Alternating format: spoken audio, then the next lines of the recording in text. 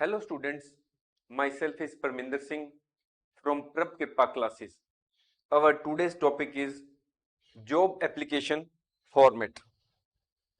Whenever, when we pass out of the college or university, we have big dreams about our future life. There are two options before us, whether we should set up our own business or run the family business, or we should do some job. Doing a business is also not very easy, because if it is not a family business, then we may lack experience in the relevant field. Further, there may be the problem of financial resources which are required to set up a business. If we want to join a job, there are also many problems in that field, because the unemployment is rising, because population is rising all over the world. So there is lot of competition in the job market. There may be more qualified people than us. So whether we want to do business or to go in for job, it has its own pros and cons. However, here we will concentrate in this course on job application format, because whenever we want to join a certain organization, we have to apply for the job, and that is called job application. In this course, we will learn what is the meaning of job application. Then, why do we write job application? Then, what is the importance of well-written job application? Then, what type of application should we write? And the important is, what is the format of job application? And then, what are those important tips which we should keep in mind while writing job application? Then there are some popular abbreviations which are used in job application. At the last of the course, we will do some multiple choice questions. Now the topic before us is job application meaning and importance. Every person needs a job so that he may live a comfortable life. As you know, population is increasing in every part of the world. So due to the increase in population, unemployment is also rising day by day. There is lot of competition in every field, wherever you go. If there is a job ad, hundreds and thousands of people apply for a single post. Some say that for getting a job, we need to perform at the interview, but that is not totally true. Why it is not true, we will discuss it in detail later on. The recruiter and employer makes an opinion about you on the basis of the job application which you might have sent earlier through post or email. Whatever you write in your job application, the employer reads each and every point which is mentioned by you in your application. So now, what is the meaning of job application? In one of our earlier courses uploaded on the topic of letters, we had told you that letters are of two types. First is formal letter and the other is informal letter. Informal letters are those letters which we send to our friends or our relatives or our nouns. There is no format when we write in formal letters. But in the case of formal letters, we have to adopt a proper format. We have, whenever we write to the school principal or to the any office or to the news editor or any other officer, then we have to adopt a proper format, and that is a formal letter. Now, when we are talking about job application, it is also a type of formal letter. Job application is an application which is written by the job seeker to get a job. Job application allows your recruiter to know about your personal data like name, address, qualification, and experience. Job application acts as a personal advertisement. Job application is written in a very formal, precise, and to the point manner. A biodata or resume is enclosed to help the applicant draw attention to her or his qualification and skills. What is the role of job application? The basic role of job application is to introduce your potential, that is to tell about your skills, experience, abilities to the potential employer and highlight your suitability for the job vacancy.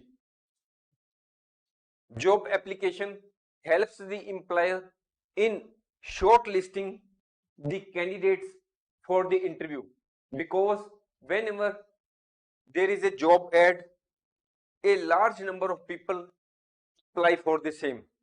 So on the basis of the job application only, the employer shortlists the candidates which he or she should call for the interview.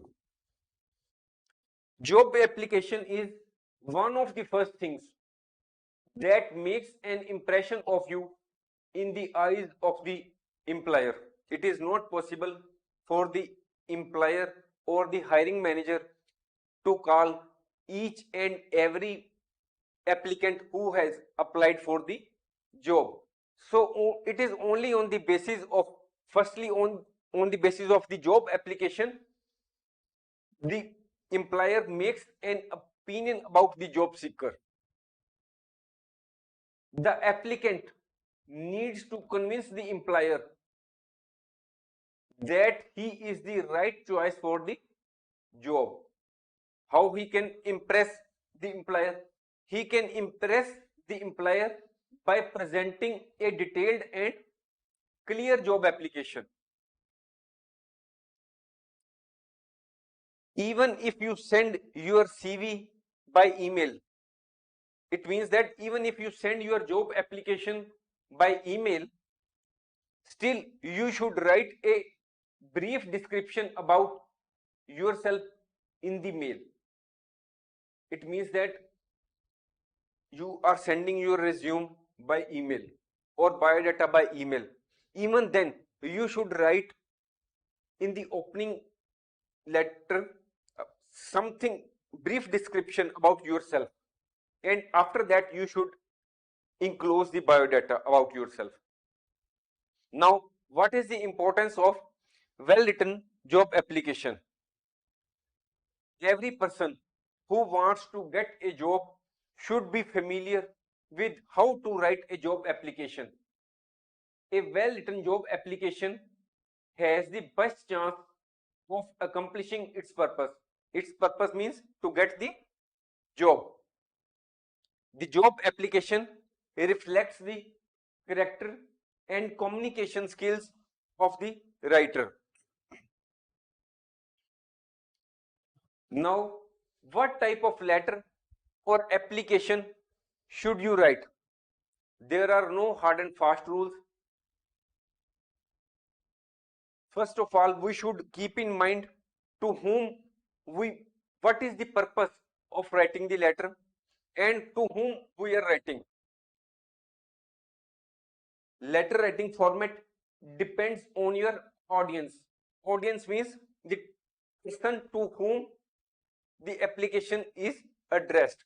As already told, in case of informal letters, there is no format as the person is known to you.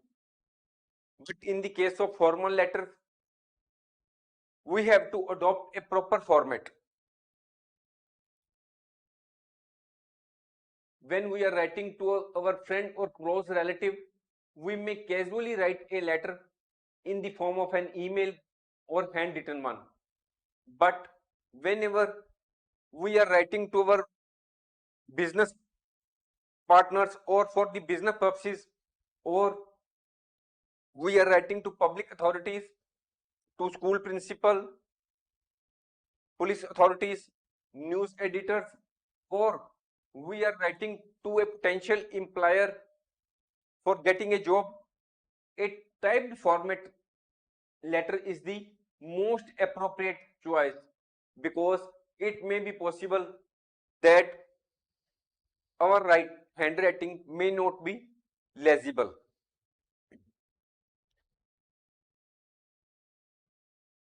In today's world, there is lot of competition in each and every field.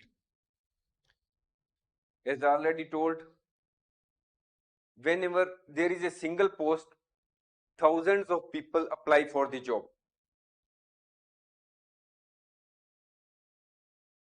In the start of 2023, many big companies have announced job cuts. Microsoft has announced job cuts to the tune of 10,000 people. Amazon has also joined the race with announcing the job cuts to the tune of 18,000 people. Twitter, Google, and Meta are also not behind. They have also announced job cuts for the various reasons, so that they may get more profits out of their operations and due to certain their own reasons. When there is already unemployment in each and every field and people are searching for jobs, such type of job cuts are resulting into more unemployment. So whenever a person is seeking job, he must keep in mind certain points. First is, take care of your mental health. If you are mentally healthy, only then you can succeed in life. Even if we are physically healthy, but our mental health is not proper and we have become stressful for not getting a job for quite a long time, it may prove to be disastrous for our health. So it is important for us that even if whether we are not getting a job for quite a long time, or whether we have been asked to leave the organization due to the job cut announced by the organization, we should take care of our mental health. Second point is, to meet all, we all many times do have to do expenses which exceed our limits. But when we are already not having any job, or we have been shunted out of the job, we may require money. So at that time, it becomes more important for us not to fall in loan trap, to meet unnecessary expenses which can be avoided. Then do not allow self-confidence to reduce. It may be possible that you are applying for quite a long time to get a job, but you have not succeeded. In that case, it is quite obvious that your self-confidence becomes shaking. But do not allow the self-confidence to reduce. You will surely get a job sooner or later. Next, explore possibilities in new sectors. It means that you may be from the IT sector and your organization have asked you to leave the organization.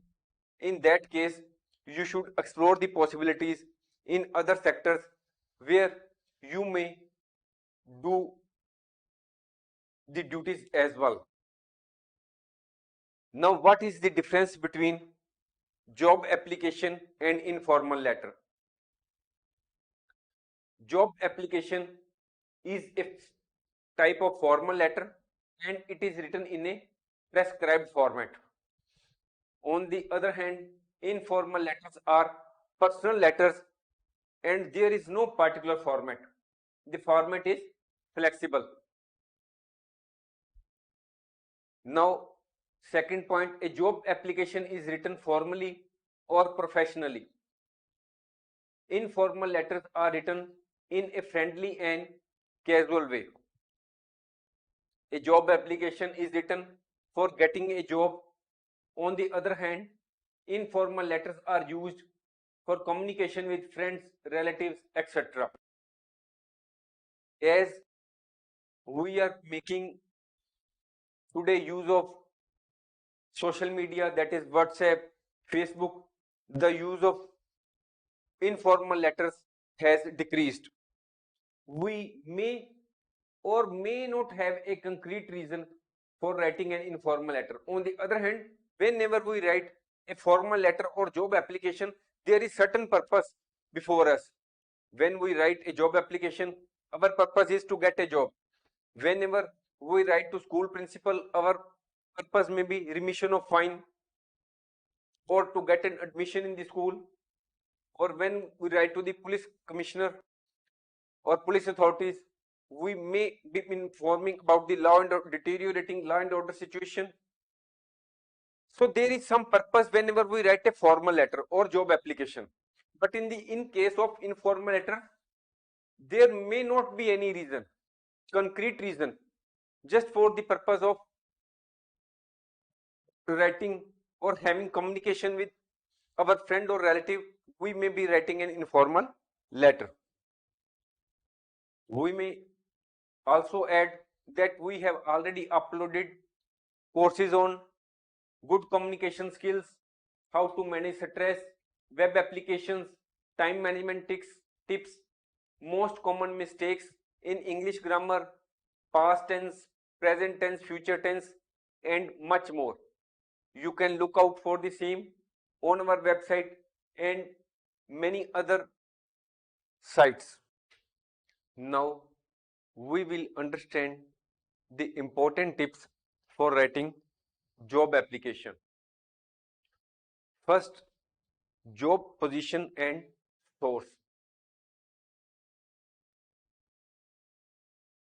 We should mention the job position or the post for which we are applying. And we should also mention in the job application from where we have found the information about the job. Next point is clarity of subject. It may be possible that while giving a job ad, the organization may have invited applications for different posts. So whenever you are writing a job application, you should specifically mention the post for which you are applying. For example, the job ad may say that it invites applications for the post of accounts assistant, marketing assistant, sales manager, general manager. So when you are applying for the job, you should specifically mention the name of the post for which you are applying. For example, in the subject, you may write application for the post of या for the job of sales manager. In the case of a formal letter or job application, we should be very clear in mind about the subject of the letter. Next important tip for writing job application is opening and closing of the application. Job application must open and close professionally and respectfully. That is, when we write a job application, we should address the application at the appropriate place, dear sir oblique madam, and at the closing of the application we should write thank you, yours faithfully. Next is tone or language we should adopt. We should use a polite tone while writing job application. Next tip relates to application should be clear, brief and to the point.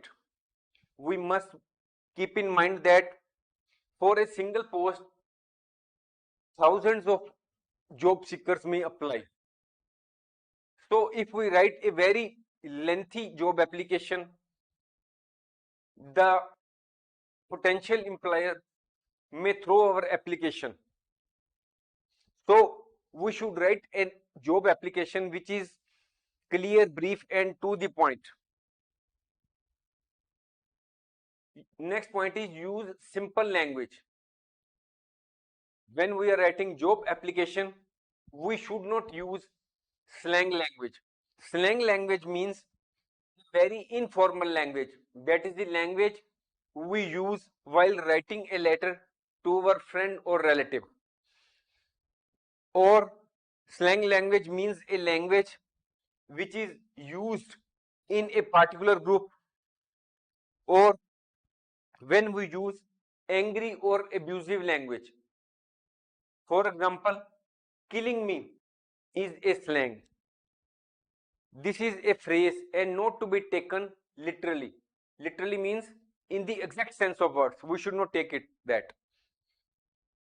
My legs are killing me after that run.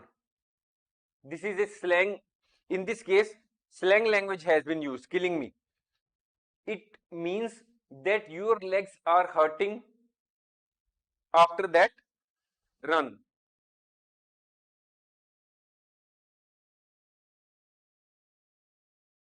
Next important tip for writing job application is proofread and spell check. Once you have written your job application, we should proofread and spell check it on the computer screen.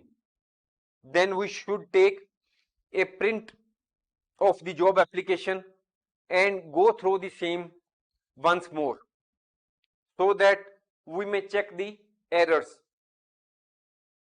We should remember that it is important as it is often easier to spot errors on a hard copy.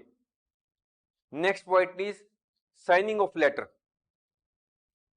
When we are to send letter by post, then in that case, before putting your application in an envelope, we should sign above our typed name using black or blue ink.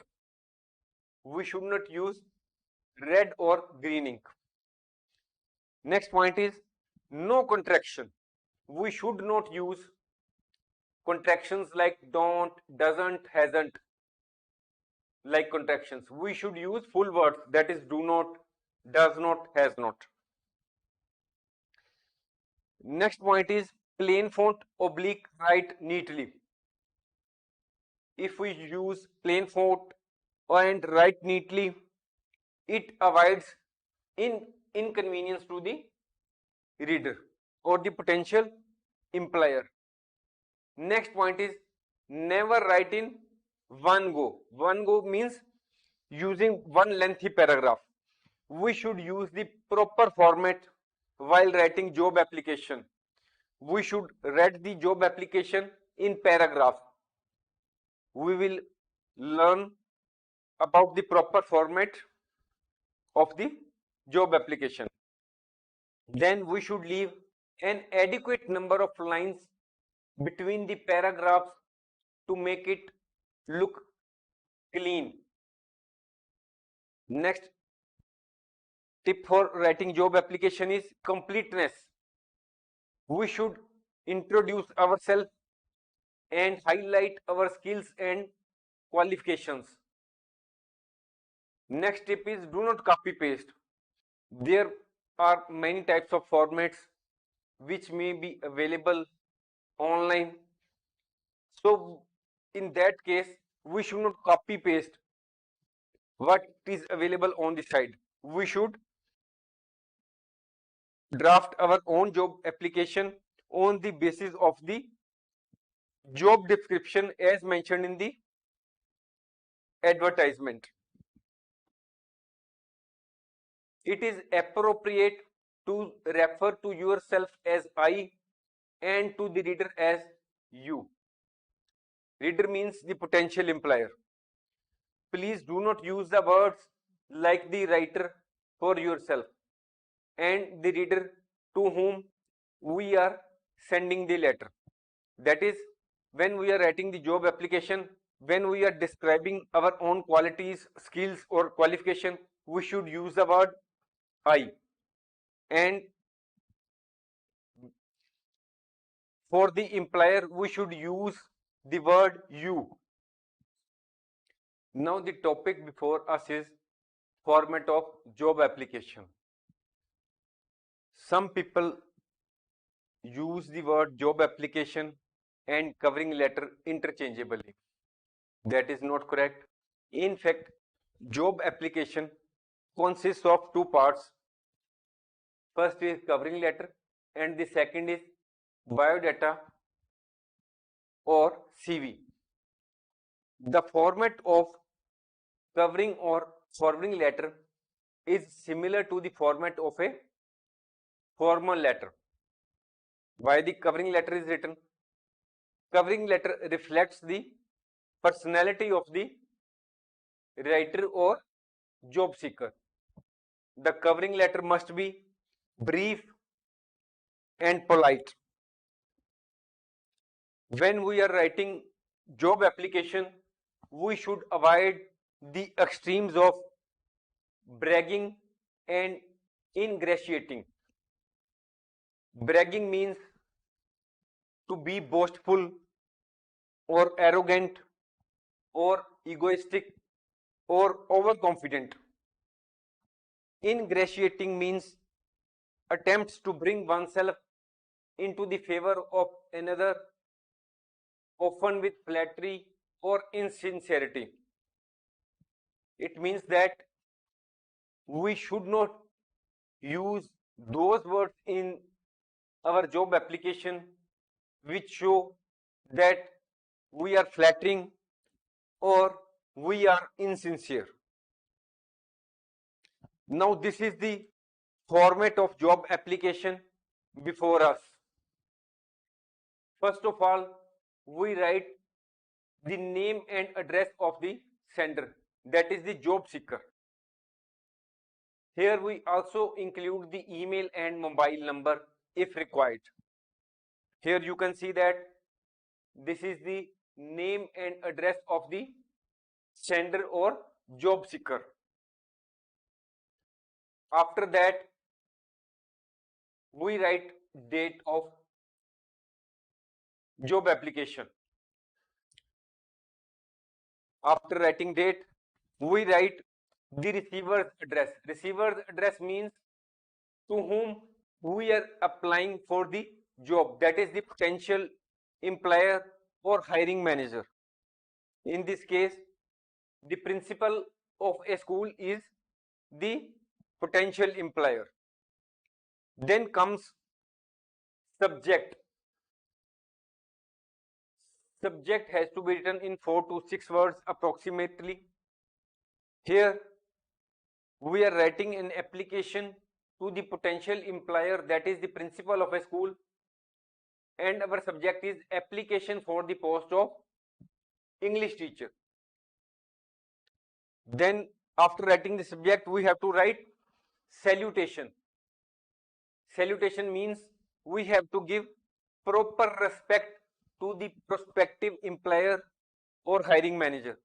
Here we have used the words dear sir or madam, as we do not know whether the principal is male or female. So here we have used both the words dear sir oblique madam. After writing salutation comes the turn of body of the letter. Body of the letter contains the message in between 100 to 150 words.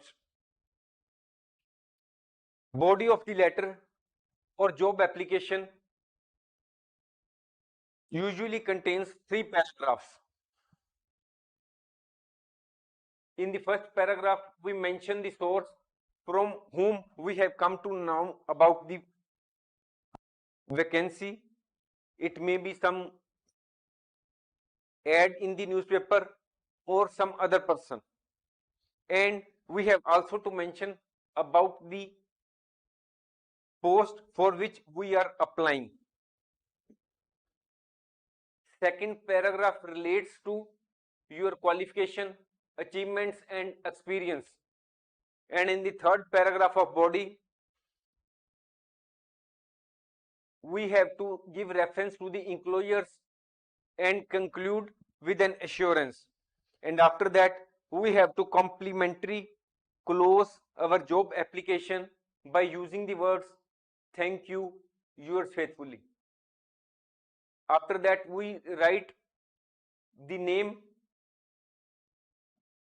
type our name, and before that, we do our signatures here. After writing all the application, we use the word enclosures for all the documents which we intend to enclose with the covering letter.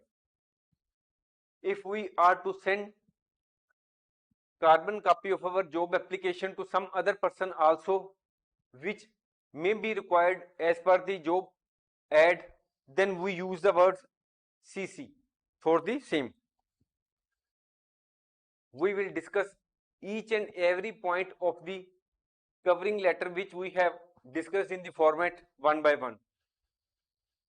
While writing name and address of the sender, that is the job seeker, we usually put it on the left hand corner so that the reader, that is the potential employer, must know the identity of who has written the application. It follows the date. It is the date when the application is written. Then we have to mention the receiver's address. Here we have to write the name if the same is known to you, and the position of the receiver, that is the potential employer. It is followed by the subject, that is we have to write application for the post of, for the job of particular job. Then we have to give due respect to the potential employer. Then body of the letter should be in between 100 to 150 words. It usually has 3 paragraphs. The tone used for writing the covering letter should be formal and to the point. As already told, in the first paragraph, we have to mention the source from where we have come to know about the job, and we have also to mention about the post for which we are applying. In the second paragraph, we have to explain how we are the perfect candidate for the job. We have to also briefly mention about our qualifications, achievements, skills and experience. While writing the second paragraph, we should not be boastful, arrogant, egoistic or overconfident. In the third paragraph of body of letter, we give reference to the photographs, biodata and other employers. In this paragraph, we can also appeal for a one-to-one interview. Then at the end of the application, we write a complimentary closing using the words, "Thank you, yours faithfully." Then we have to write our name beneath the signatures.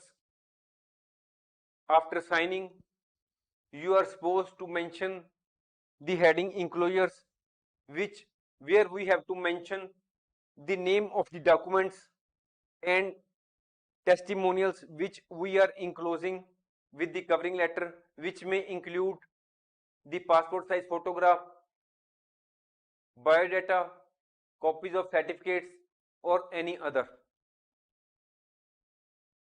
Some popular abbreviations are used in the job application.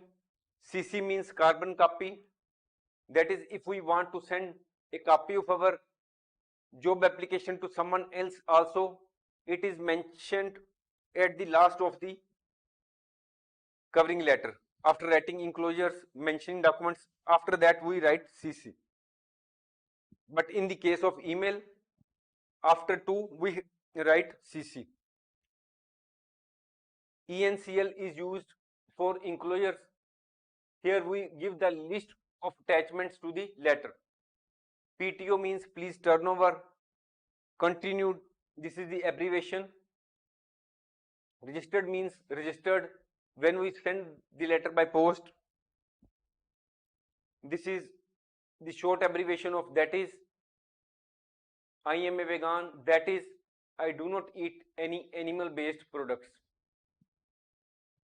Here we give an example of an advertisement which has appeared in a newspaper named Times Express dated 27th Jan 2023. What the advertisement reads: wanted an English teacher. It means that advertisement relates to the job of a English teacher. What the advertisement reads: ABC public school requires an English teacher. That is, the name of the employer is ABC public school. This is the qualification required: graduate with 3 or 5 years of experience, apply immediately, giving complete biodata and all the necessary details. The principal, ABC public school, New Delhi. So from here we can come to the conclusion that first of all, the job seeker must be graduate, and he or she must have the teaching experience of 3 to 5 years, and the post is of that of English teacher. So here we will send the letter to the principal, ABC public school. So here we draft the same. This is the name of the job seeker, which we have written on the left hand side. First, it is followed by the date of writing job application. This is the name of the prospective employer. After that, we have written the subject: application for the post of an English teacher. This is followed by salutation: dear sir oblique madam, because we do not know whether the principal is male or female, so we have used sir oblique madam. So this is the first paragraph in which we have mentioned about the source and the post. In response to your advertisement in Times Express dated this, for the post of an English teacher in your renowned school, I wish to offer my candidature. In the second paragraph, we will tell about our qualification, skills, experience. Here we have written, I am a graduate in English. I have also completed my master's in English. I have 4 years of experience in LMJ Public School, New Delhi. I have taught students from class 8 to 12. I am hardworking, honest, punctual. I believe that I can play a good role in providing quality education. I can use my skills and expertise to help and mold students and improve their communication skills. So you can observe that in the second paragraph, we have made a type of advertisement about ourselves. And in the last paragraph, that is the third paragraph, we are giving the details of the documents or other papers we are attaching with the covering letter. I am enclosing a copy of my biodata and experience certificate for your perusal and kind consideration. Next, we also can appeal for one-to-one interview. So here we have mentioned that I am available for interview on any day of your convenience. If given a chance to serve you, I assure you that I shall work with devotion and sincerity. Looking forward to hearing from you. This is the complimentary closer. Thank you, yours faithfully. This is followed by name. Here we have to sign. This is followed by enclosure. We have mentioned about biodata, experience, certificate, and photograph. Here is the another advertisement which is appearing in Daily Express dated 28th January 2023. A job opportunity. This is the job advertisement reads. A leading and infrastructure company looking for a marketing manager. Job specification. The candidate must have at least bachelor's degree. Preference will be given to MBA candidate. Skills required. Good communication, interpersonal skills, ability to work under pressure, meet tight deadlines, able to plan and prioritize. Graduate with 3 to 5 years experience. Interested individuals fulfilling the above criteria should send their application to this email address. So from the advertisement, you can conclude that though the basic qualification required for the job is bachelor's degree, but the MBA candidate will be given preference. This is the skills or abilities required in the job seeker, and experience of 3 to 5 years is also sought for in the applicant, and we are to send the job application not by post but through email address, because here only the email address has been given. So we will open our email account, and in the two we will write the email address xyz whatever has been mentioned in the job application, and at the appropriate place in the email we will write the subject application for the post of marketing manager. After that, as we do not know whether the job hiring manager or the potential employer is male or female, we will write dear sir oblique madam as a salutation. Then we will give the reference to the advertisement from where we have come to know about the job, and we offer our candidature. Here we have written that I have completed my MBA in marketing management from lovely University New Delhi, and I have 5 years of experience in XYZ Enterprises Mumbai. I am hardworking, honest, punctual. I possess all the qualities mentioned in the advertisement. I have a good communication and social skills. I have a good command of English and Hindi.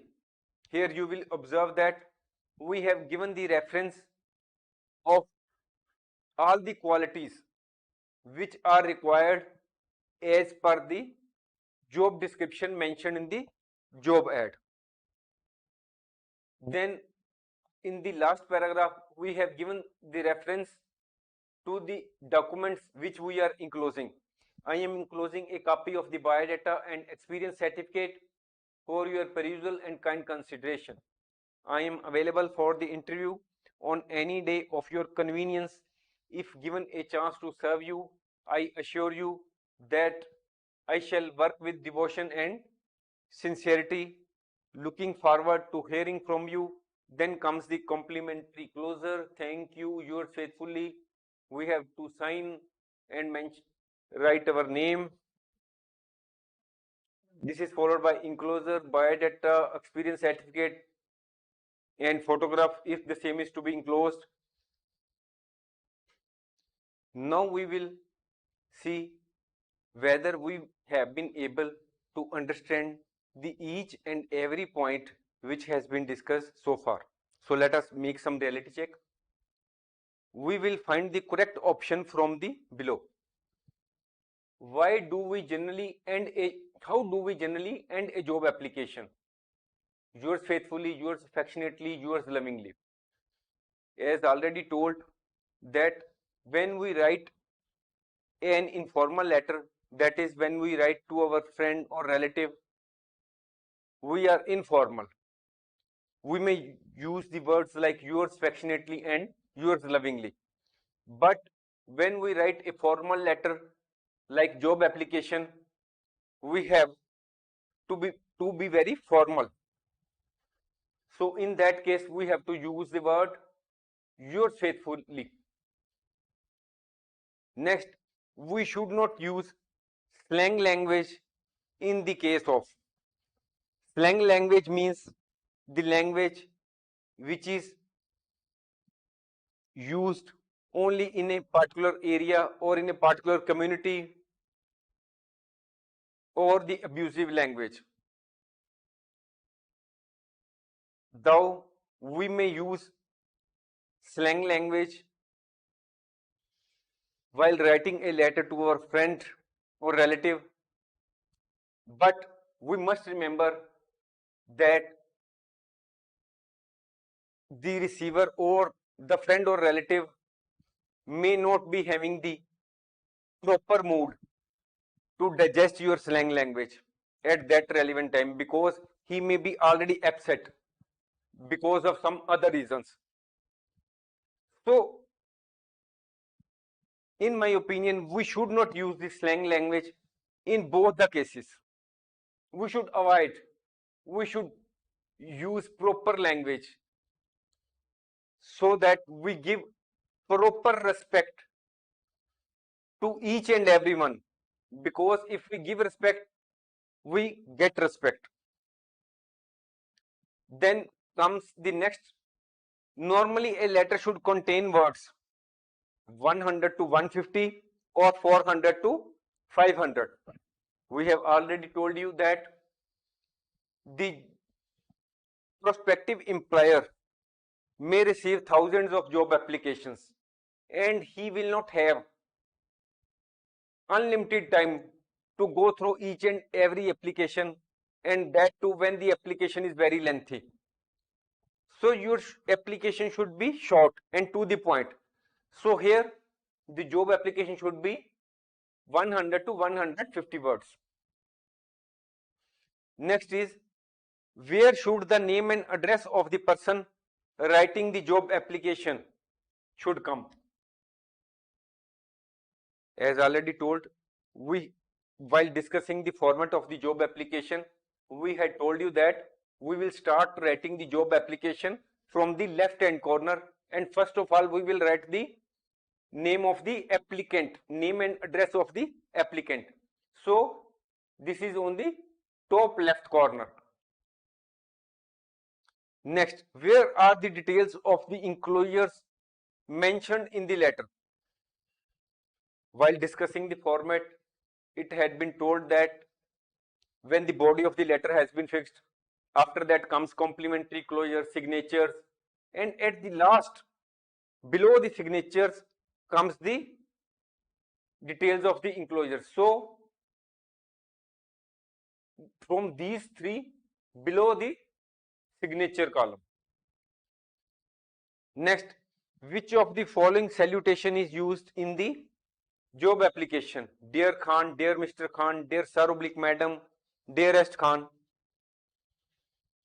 No, this is the salutation which is used in case of job application, dear Sir oblique Madam, because we have to give proper respect in the case of formal letter. Next, find the correct option in the following case.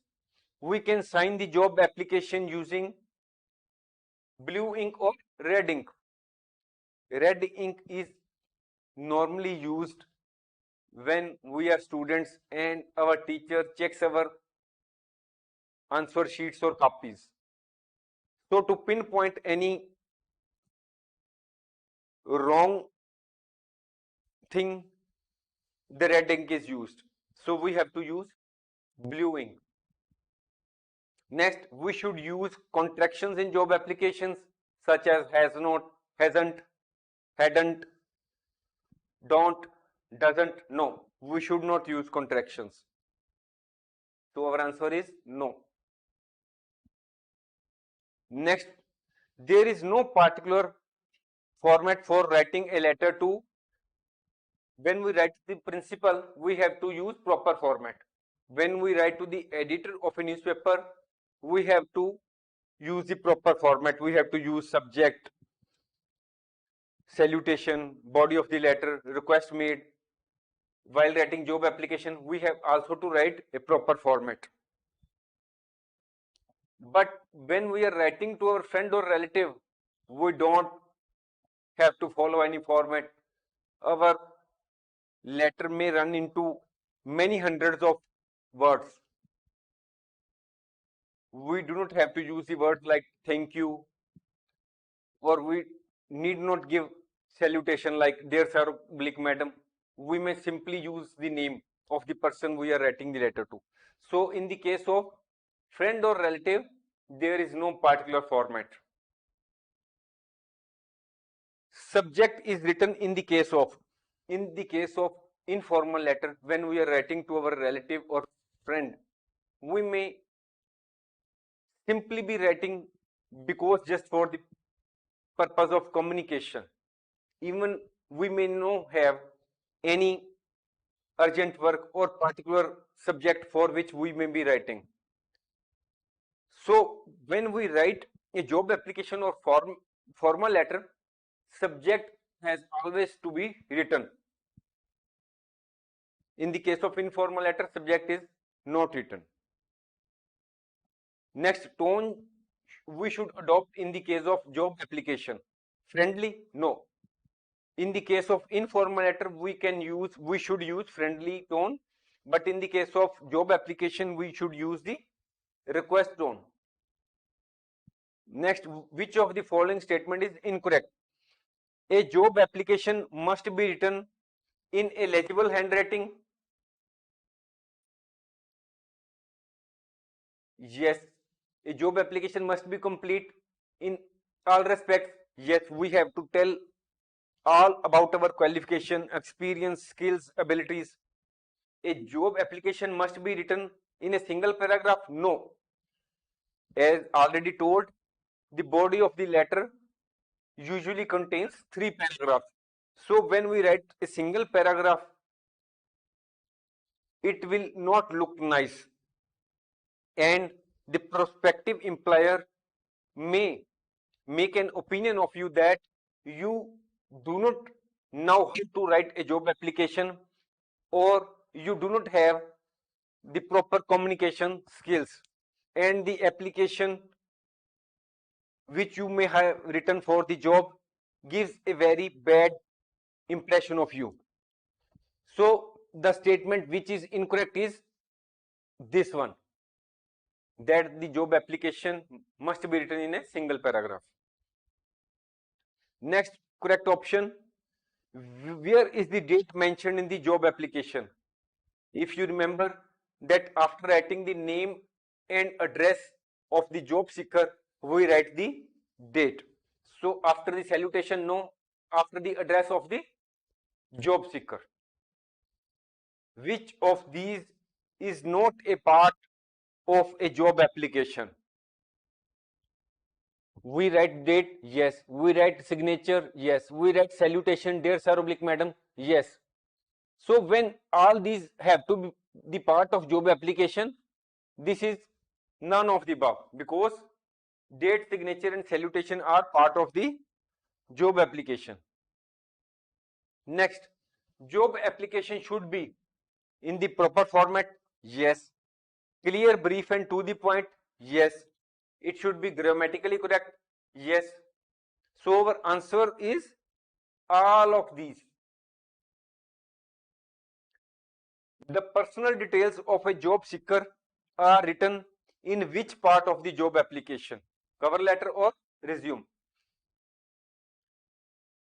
In this course, we have discussed about cover letter. We will discuss in detail about the resume writing in our next course. In the resume, we give the full details of the job seeker. In the covering letter, we make only a brief idea about we give only a brief description about our qualification, skills or experience. The details are given in the resume. So here, this is the correct answer. Next, in the opening paragraph of the job application, we write about, tell about our status. No, we are seeking the job, we are making the request. We cannot be boastful, arrogant, overconfident. When we are applying for the job, we are unemployed. So what is the status? Ask the well-being of the recipient. He is not our relative or friend that we are inquiring about his health or well-being. So first two are wrong. Next, inform the recipient about the reason for writing the application. This is the answer, that we write that in reference to your advertisement in that newspaper, I hereby apply for the said job. The space to be left from the top is 5 centimeter, 2.5 centimeter, 2 centimeter. The answer is space left in a letter is 5 centimeters at the top. From here, suppose this is the job application, from here we will leave 5 centimeters, and at the bottom there is also 5 centimeters, and 2.5 centimeters on this side, both sides.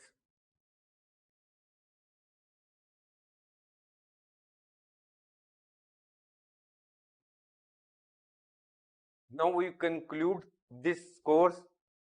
We may have to write an application to seek a job. If we write a job application by using the proper tone, proper words, grammatically correct, spelling correct, then the job application has the best chance to meet its purpose. That is, we may be able to be called for interview. Job application reflects the character and communication skills of the writer. Hello students, myself is Parminder Singh from Prab Kirpa classes. Our today's topic is what must be in your CV. CV stands for curriculum vitae. CV means resume. In our earlier course on the topic job application, we had told you that job application consists of two parts. First is covering letter and the other is resume. We had discussed in detail the format and the necessity of covering letter. Now in this course, we will concentrate on the second part of job application, that is resume. After going through this course, the learners will be able to understand the meaning of resume, what is the purpose of resume, what are the key components of a resume.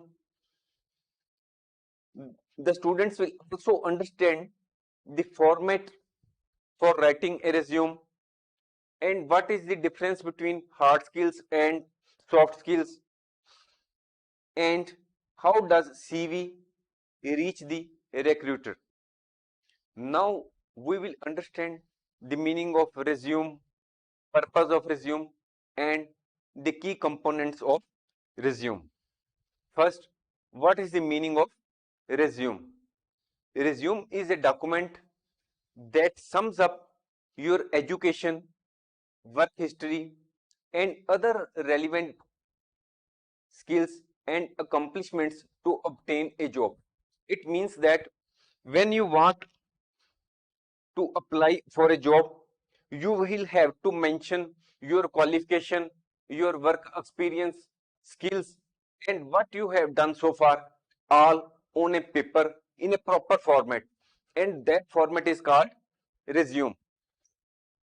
A resume should be well written and tailored to the specific job you are applying for.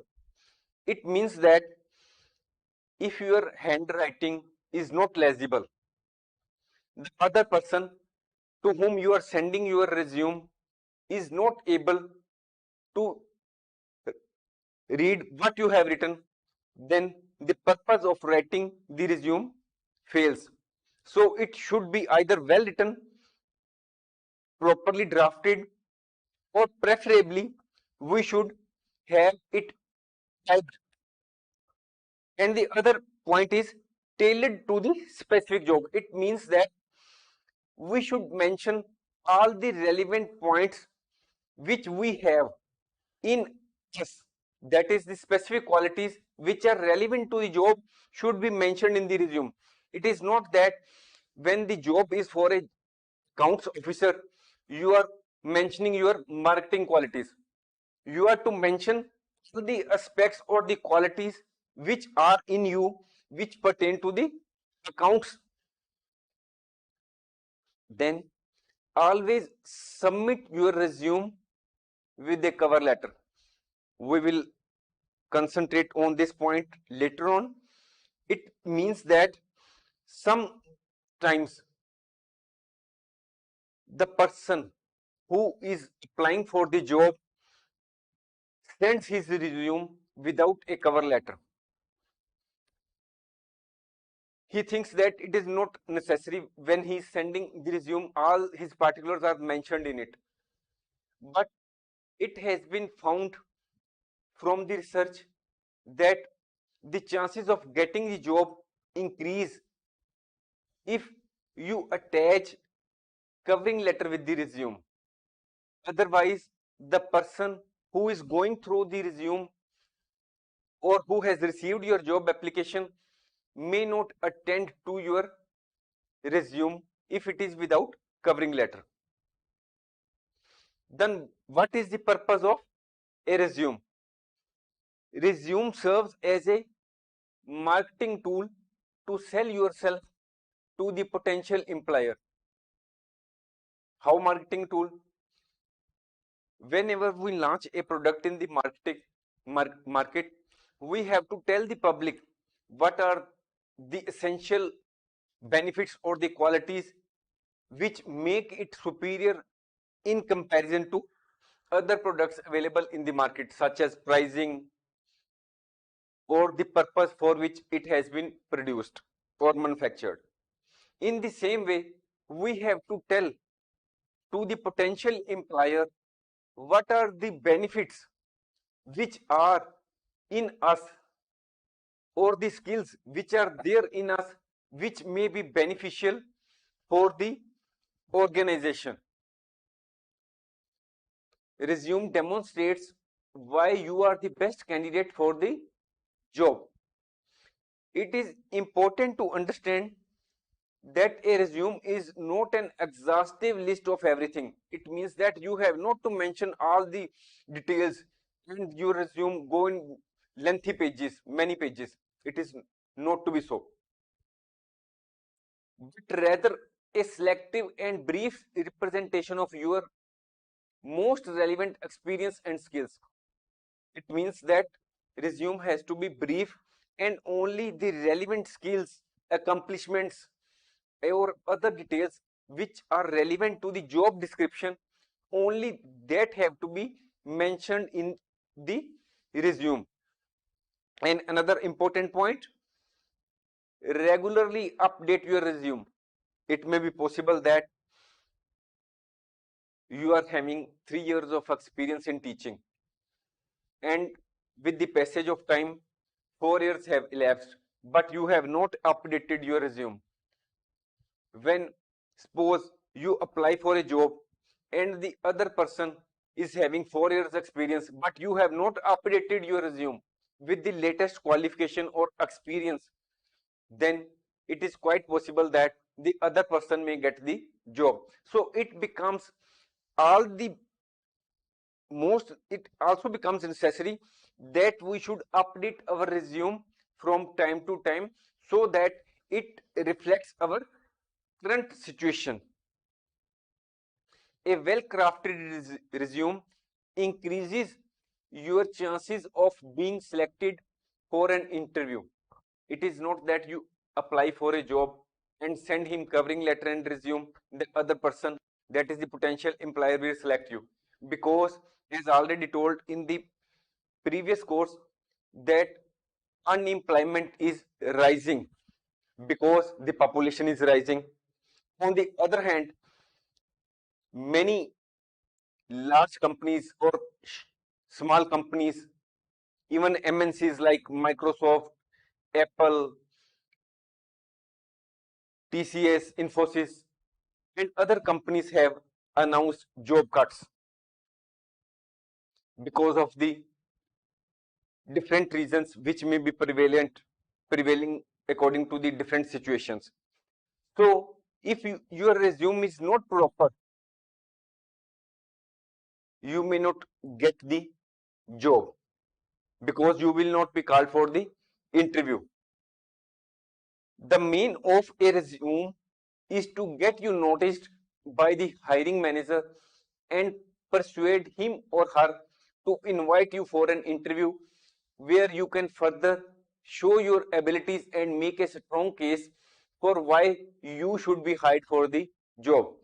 If your resume is properly drafted, it is attractive and it has all the necessary details which are relevant to the job description, it will make the your resume attractive to the hiring manager. So he will call you for the interview. Now another important point, make sure to include a section of your skills and highlight those that are relevant to the job you are applying for. It means that you may be having many skills or education which are relevant to the, may or may not be relevant to the job description. Then you are to highlight those skills and those accomplishments which are relevant to the job description. Job descriptions means what is expected from the employee or the qualities which the potential employer wants from the employee as per his ad given in the newspaper or on social media or other platform. Now, the key components of a resume. First is contact information. Contact information means first we have to write our name, address, our contact number, which may be our mobile number or telephone number, and we have also to mention email address because today most of the people use email. So you may be called through email for an interview. So email address is also necessary. Second key component is education.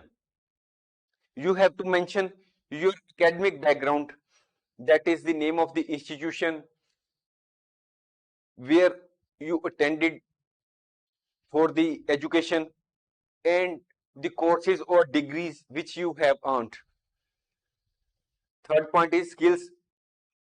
You have to mention the hard skills and soft skills which are relevant to the job. Fourth key component of a resume is work experience. If a job description says that you must have 3 years of experience, then this is the work experience, a list of your previous work experiences, including job title, that is the position which you held. In that position, you may have worked as the principal of a school or the manager in some organization. Then the duration or the time period for which you held that job, what were your key responsibilities, or which responsibilities are you performing in that organization, and what are your achievements while you are on that job, or what achievements you might have achieved while performing that previous job. Then additional sections, if required, you may add sections on awards, certificates, or volunteer work you may have done. Last but not the least, keywords. You have to include relevant keywords from the job description. It increases your chances of getting selected for an interview. We may add that we have already uploaded many courses on YouTube and other online platforms like good communication skills, how to manage stress, web applications, time management skills, most common mistakes in English grammar, and English tenses, future tense, past tense, present tense, and many more. Now the topic before us is what should be the format of the resume. This is the format which is before you. First of all, you have to mention your name followed by father's name. Then you have to mention your date of birth followed by your residential or correspondence address. Then you have to mention your age, and here you have to mention your mobile number or telephone number. Then you have to mention your email address, because in these days of technical advancements, most of the correspondence is made through email. Then you have to mention to which country do you belong, nationality. Then you have to mention whether you are single or married, marital status. Then you have to mention your qualifications in a tabular form. You can see here that here is written name of examination, name of the board or university, year of passing, division or percentage of marks, and then you have to fill all these columns as per your degrees or courses which you have obtained or earned. Then you have to mention your work experience. Please note that we have to mention the latest experience in the front, latest to the oldest. That is, the latest experience has to be mentioned first, and then we have to mention the old work experiences. Then you have to mention your achievements in your job. Then the languages which may be known to you, English, German, French, or any other. Skills, then hobbies. Then you have to give the reference of the persons who know you and can give a response to the employer that you are a good person and you can be hired. That is the those persons who can give a type of character certificate for you to the prospective employer if the prospective employer approaches them. Then here you have to give declaration that all the details which have been given above are true to the best of my knowledge. Then you have to mention the date on which you are writing the resume. Then you have to mention the place, and then you have to sign the biodata. Suppose there is an advertisement in a newspaper in which it is written that wanted an English teacher. ABC public school requires an English teacher. From here you can see that the job offered is English teacher. Qualification: graduate with 3 to 5 years of experience. That is the qualification asked for is minimum graduate, and he must also have experience of teaching the students. Then this is the address where your application should reach.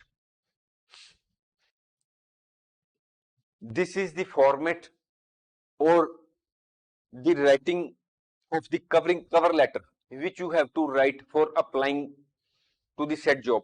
This is your name and address. All this format of the covering letter has been discussed by us in detail in our earlier course on job application. However, we will discuss the same in brief. This is the format of cover letter. First of all, this is the name and address of the job seeker. Then this is followed by date on which you are writing the job application or cover letter. This is the address of the person to whom you are applying for job. This is followed by the subject. Subject means application for the post of. It may be possible that in the advertisement there are many teachers, many posts of different types of teachers. Suppose in advertisement say that teachers are required for the following streams like English, economics, math.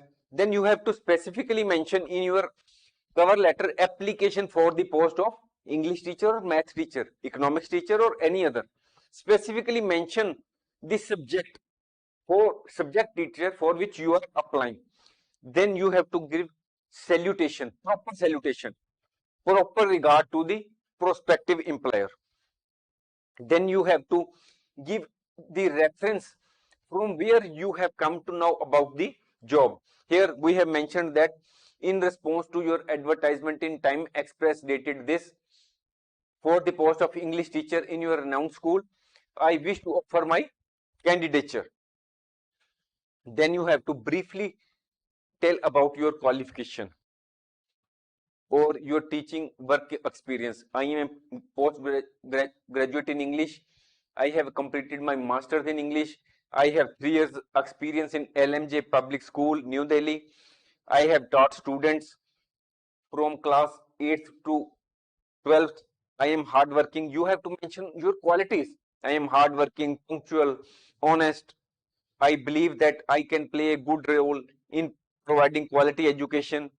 I can use my skills and experience to help and mold students and improve their communication skills. Here, this is what was this? This was the source from which you came to know. This is your qualification and work experience and other qualities.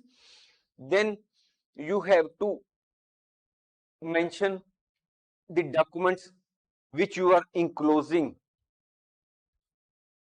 with the cover letter. I am enclosing a copy of my biodata and experience certificate for your perusal and kind consideration. I am available for interview. Here you have to make appeal that you should be called for interview. I am available for interview on any day of your convenience. If given a chance to serve you, I assure you that I shall work with devotion and sincerity. Looking forward to hearing from you. Then you have to end the cover letter. Thank you, yours faithfully. You have to mention your name. Then you have to mention in detail the documents which you have enclosed with the cover letter, that is biodata, experience certificate, photograph. Now this is the biodata or resume which you have to enclose along with that cover letter. You are not to send only your resume or covering letter. As already told, that the chances of yourself being called for the interview increase if you attach resume with cover letter. If you send only cover letter or only resume, it may be possible that you may not be called for the interview, because the potential employer may think that he does not know how to write a job application letter, or he does not have the proper communication skills, or he does not have the written writing skills, how to draft proper job application letter. So this is the biodata. As already told, you have to first mention your name, father's name, your date of birth, age, address, email address, your qualification, and work experience, languages, skills. You have to mention all that. But please note that you have to mention only the relevant qualifications or skills which pertaining to teaching. Suppose you have also worked in the past as salesperson. Here you are to concentrate only on teaching what you have work experience as a teacher, then not as a sales manager. These are the hobbies: to play badminton, to read books. These are the skills: computer literate, good communication skills. Here you have given the reference of the person who can give assurance to the prospective employer that you are a good person and can be employed for the organization. This is the declaration, then this is followed by the date, place, and your signatures. What are those factors that affect how long a recruiter will spend reading your CV? In our next course on 13 useful resume writing tips, we will tell you how much time a prospective employer spends on reading your CV. From that, you will come to know the importance of writing a well crafted resume. Now, come to the factors which affect the time which a prospective employer may spend on reading your resume. First is volume of application. Suppose if you are an employer and you want to hire an English teacher for your school, and you give an advertisement in the newspaper, and you receive only 5 applications per day, then you have enough time to go through each of the resume. But if you receive 50 job applications or resumes per day, then naturally you will have very less time to go through each resume. So first factor is volume of job applications. Second point, junior or senior positions. As you know that for the low cadre jobs such as clerical level posts or peons or substaff level or other clerical posts, if you give an advertisement in the newspaper or on social media or any other platform, you may receive hundreds or thousands of applications, because the qualification or the skills required for the job are very less. So as most of the population has less qualification and less skills, so the number of applications will be very large. But if you invite an application for the post of Chief Executive Officer Marketing or Chief Executive Officer of a particular organization having particular technical skills or other work experience, the number of applications will naturally reduce drastically. Only a few persons may be eligible or may apply for the same. So for the junior level positions, the number of applications are very enormous or large in number. Or for the senior positions, the number of job applications or resumes are very less, as there are only few persons who can be eligible for the senior positions. Then next factor is internal recruiter or outside agency. If we are the head of a particular organization and we may ask a particular department to hire the different jobs, and that department may follow their own procedure, say 1 month or 2 months time to hire the people. So they may have enough time or they may take their own time so that the best persons can be hired for the job by going through their resume or calling for interview, etc. But if you hire an outside agency, then the position is different, because in this competitive world there may be many outside agencies which may be doing the task of hiring the persons on behalf of the other persons. So if the outside agency is hired to seek the eligible persons, then the outside agency will go through the resume very fastly, because if they finish your job, then they will be able to perform the next job or assignment of from the next organization, from the other organization. So when you hire an outside agency, then it will be in a hurry and will go through CVs at a fast speed to find the perfect candidate. So internal recruiter takes more time and the outside agency will finish the same job in a minimum possible time, because that organization is only earned with the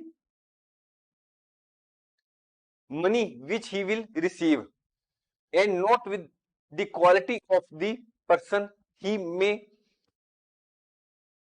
point or he may recommend for the job. How does CV reach the recruiter? CV may reach the recruiter in three ways. First is inviting job applications through advertisement. You may give an advertisement on some social platform or in newspaper, and the job seekers will go through the advertisement and will apply for the same. And the second source is CV database search.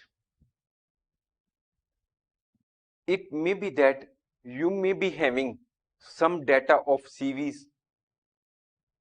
of the persons which are working in your organization. Suppose you want to recruit a person for the post of sales manager, and there may be many persons in your sales department who may be performing well and can be promoted to the cadre of sales manager.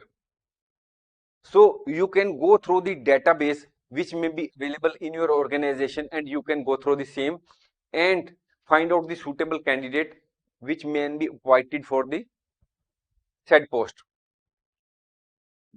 Next database may be that there are many sites which are available online which may provide or are providing the resumes of job seekers. You can also go through that database of that sites to find out the suitable candidate.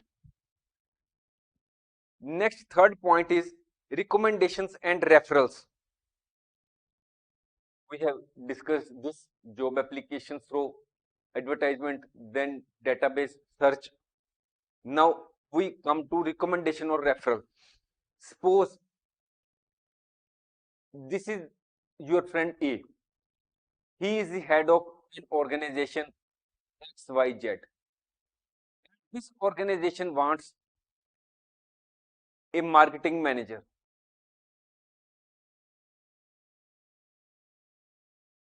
and you are his friend B. Now the head of XYZ organization tells you that he requires a marketing manager. It is possible that you may be having another person C as your friend. You are having a friend named C, and he is MBA, Master in Business Administration, and he has performed in many MNCs or many other reputed organizations, and you think that he can be the best person for this job. You can recommend his name. You being B can recommend the name of C to A. This is recommendation or referral. Now A believes you that you will recommend only a good person to him, because you will recommend the name of only that person to whom you trust. Recommendations and referrals will be reviewed the longest of these three methods. It means that whenever a job application or resume comes through recommendation or referral, such as when your friend or relative or other known person recommends the name to you of another third person, then that resume or job application will be having more time drawn from the prospective employer. This is another point. Only on average, only 11% of the applications applicants are considered suitable for the roles they are applying to. It means that most of the persons are not eligible for the jobs or job descriptions they are applying. They simply apply. They do not see that whether they are eligible or not. An important question: when to send your job application via email? As per a research, Mondays are best, Fridays and Saturdays are worst when you apply for a job through email. However, if you apply within 96 hours after a job gets published, the chances of your getting an interview will be 8 times more. It means that within 3 days you should apply for the job from the date of publication of ad in the newspaper. After that, it means that after 3 days from the date of publication of job ad, delay of each single day reduces your chances by 28%. Then what is the best time for sending job application? Monday is the best, and the timing is between 6 and 10 a.m. That is in the mornings between 6 and 10. Next, whether you should use cover letter when applying for a job, or why a cover letter is important. Yes, it is generally recommended that we should use cover letter when applying for a job. Why? A cover letter provides you an opportunity to highlight your relevant skills and qualifications and explain why you are a good fit for the job you are applying for. It may be possible that you have worked in 3 different organizations and you are applying for the 4th time. When you are writing the biodata, you will mention only the work experience that I have worked in 3 different organizations. But in the biodata, you cannot mention the reasons for leaving that 3 organizations or the earlier organization, why you are leaving the previous organization. It may be that you are leaving the previous organization because of better perks or better opportunities in search of better career. So that point you cannot mention in the resume. You can mention that point, reason for leaving the earlier organization, only in the covering letter. Then it is quite possible that you have not done any job for between 2 employments. Suppose you have worked in an organization up to January 22 and the next you have started in April. Then there is a gap of 2 months or more in the 2 employments. Then that employment gap you have to also clarify for the same in your job application. In your covering letter, you can mention that the my family circumstances were such that I could not continue in any other job, such as my father was seriously ill and remained hospitalized for 3 months. There were some other family problems which forced me not to do any work. So these are the points which make it relevant for you to write or attach a covering letter with your resume. Further, an important point, most hiring managers say that cover letters are important for their hiring decision. That is, they give importance to the point that the covering letter is attached to the resume. Now another question, do candidates can send cover letters?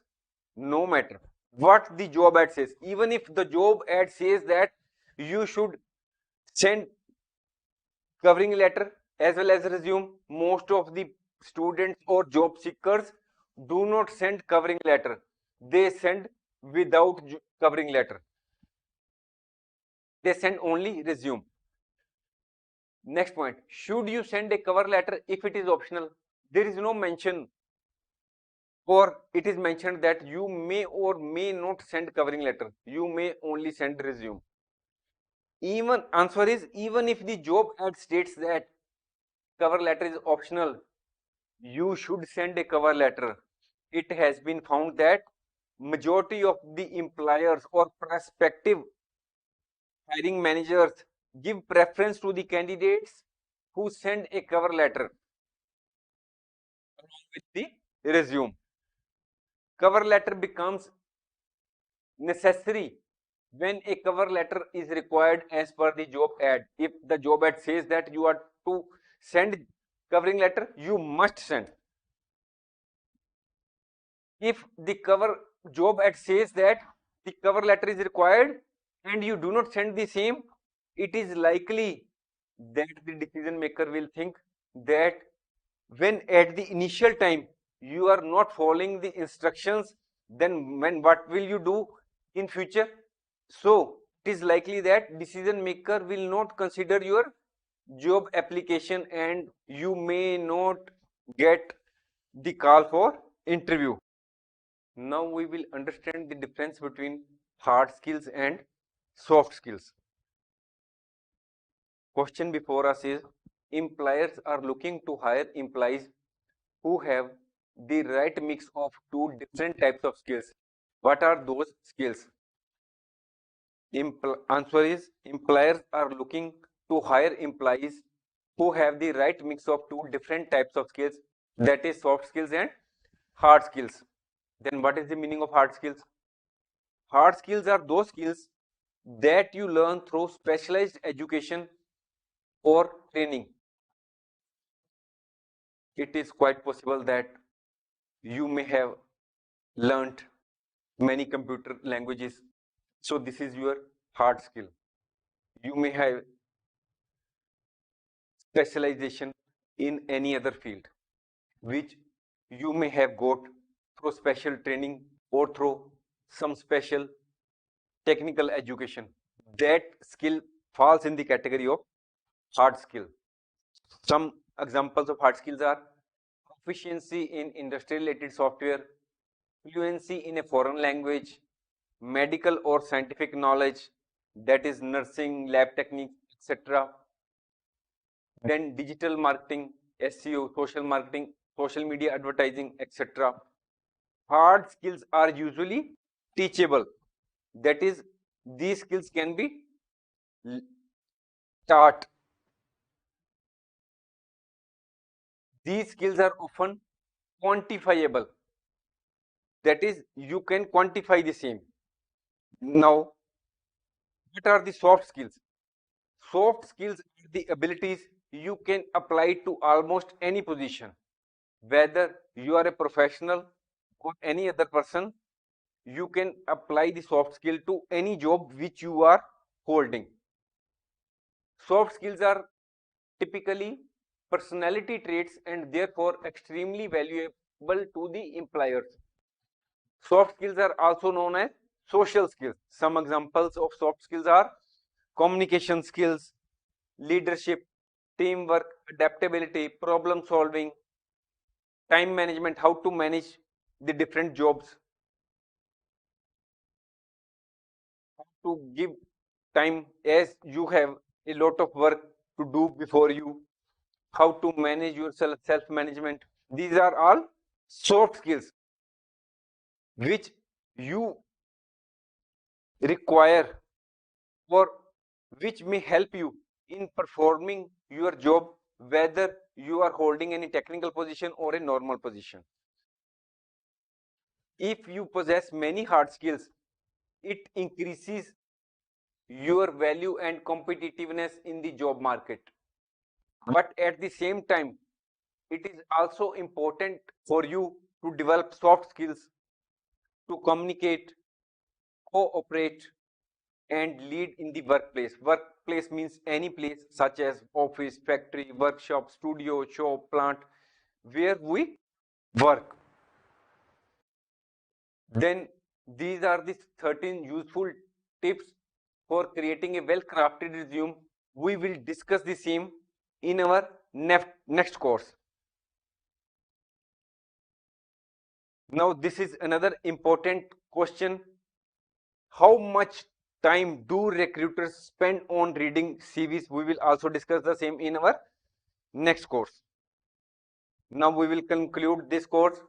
Resume writing is an important part of job search process. Use an effective format. Keep it up to date. Avoid long sentences.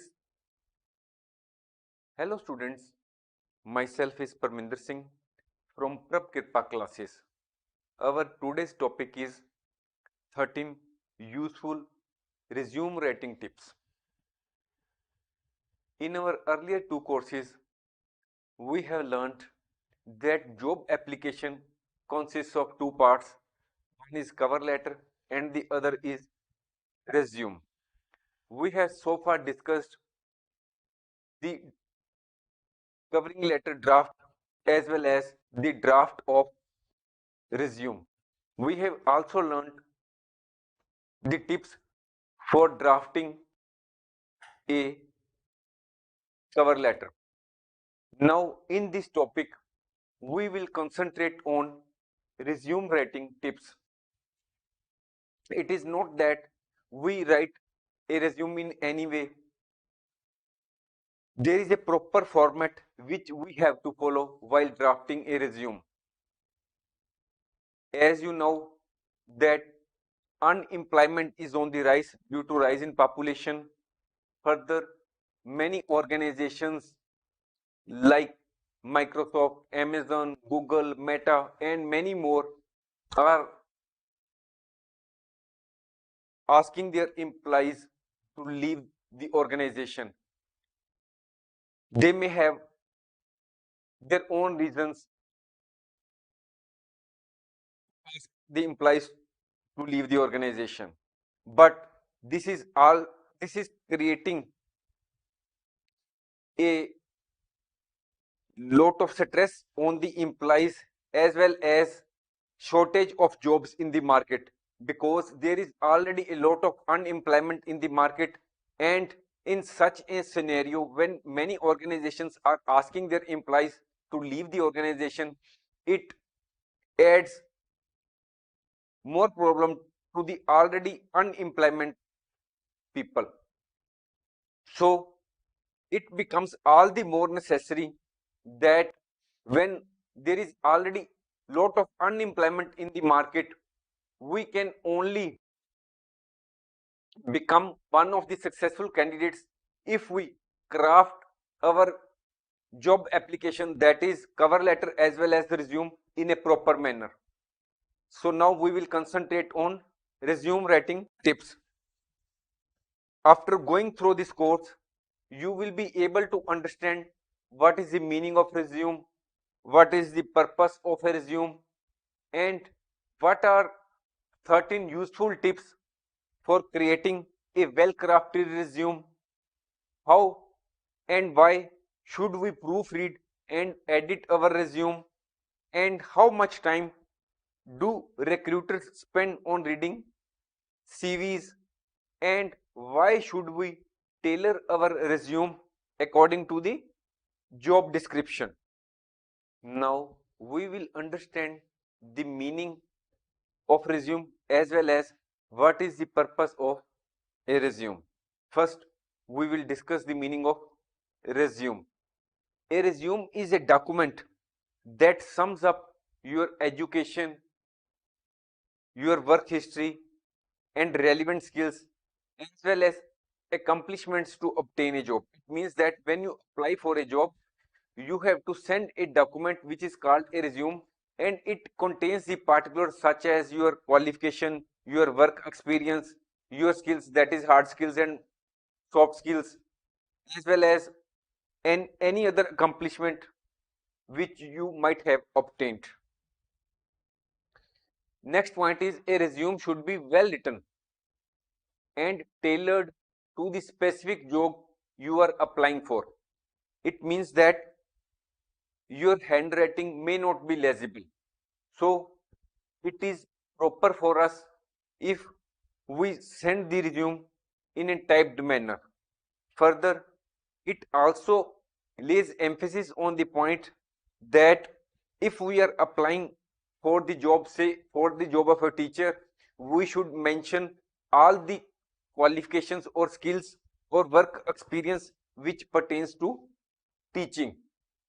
We may be having the work experience as a marketing officer or sales or accounts officer, but when we are applying for teacher, we are to mention the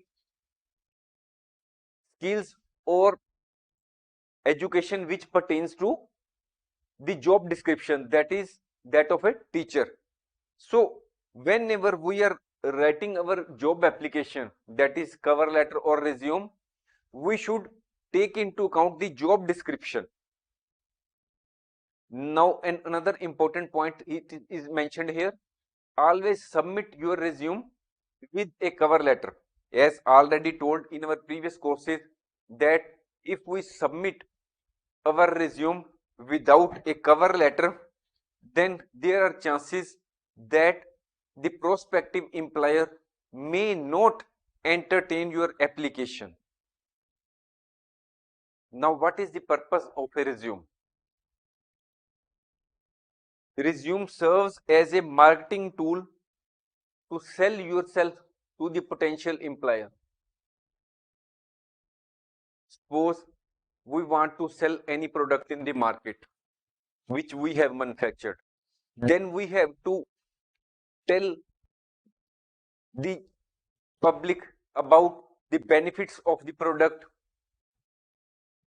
as well as what extra features the product has in comparison to its competitive products. In the same way, when we are seeking for a job, we have to tell our own qualities. That is what is our educational qualification, what are the skills which we have, what are the special features which or special skills or achievements or work experience which we have, so that we are in a position to better serve the organization, or in what means we are better in comparison with the other job seekers. So this is the purpose of the resume, to market our own self to the potential employer. Resume demonstrates why you are the best candidate for the job. Now another important point to understand is that a resume is not an exhaustive list of everything you have ever done. It is not that you have worked in 3 different organizations in different capacities. Suppose in one post you have worked as marketing manager, in another you have worked as accounts manager, and in third organization you have worked in some other capacity. But when you have to apply for the marketing post in some other organization, you have to concentrate mainly on your marketing experience which you have. So resume is a selective and brief representative of your most relevant experience and skills. Another important point in the case of resume is that regularly update your resume. Suppose there is a job description, there is an ad in the newspaper which says that the candidate must have 3 years of experience as marketing manager. Marketing manager has 3 years experience. Suppose you have created your resume 6 months ago, in which you had mentioned that you are having 2 years experience, but with the passage of time you are also having 3 years of experience, but you have not updated your resume and you have sent your resume to the potential employer. When the your resume will be seen by the potential employer, he will see that you do not have the prescribed experience of 3 years. He will throw away your application without going through any other detail. So it becomes all the more important that you update your resume, so that there is that it truly reflects the present position. That is, what is your present qualification, what is your experience up to date, and what are the all skills which you might have acquired up to date. A well-crafted resume increases your chances of being selected for an interview. The main aim of a resume is to get you noticed by the hiring manager and persuade him or her to invite you for an interview, where you can further show your abilities and mark a strong case for why you should be hired for the job. It means that if you have crafted your resume in a well-mannered manner, it increases your chances of being called for the interview by the hiring manager. Then another important point, make sure to include a section on your skills and highlight those that are relevant to the job you are applying for. It means that if there are any particular points which make you more suitable for the job in comparison with the other candidates, then you should highlight those points in your job application or resume. We may add that we have already uploaded many courses on YouTube and other online sites, such as good communication skills, how to manage stress, web applications, time management skills, most common mistakes in English grammar, future tense, past tense, present tense, and many more. You can look out for the same. Now the topic before us is 13 useful tips for creating a well-crafted resume. Some tips to help you write a good resume. Your resume should reflect your education, your experience, and relevant skills. You might consider drafting your resume according to the job you are applying for. It means that when you are applying for a job, you should go through the job description as mentioned in the advertisement. If it says that application has been invited for the post of, say, marketing manager, you have to draft your resume or cover letter as per the job description. That is, you have to mention all your qualification, skills, or other work experience as is required or as is relevant for the job of as mentioned in the advertisement.